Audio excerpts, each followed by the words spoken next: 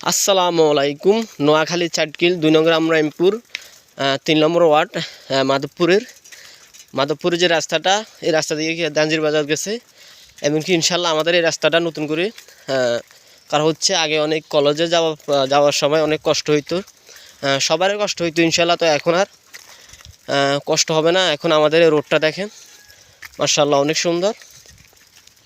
চারিদিকে এই রোডটা একবারই মাধবপুর থেকে দাঞ্জির বাজার পর্যন্ত গেছে, পুরাটা ক্লিয়ার। আর আমি আপনাদেরকে দেখাই,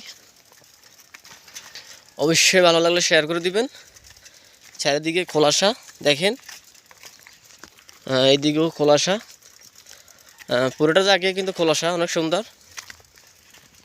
এই একটা রাস্তা গেছে মাধবপুরের দিকে, এই একটা রাস্তা দাঞ্জির বাজার।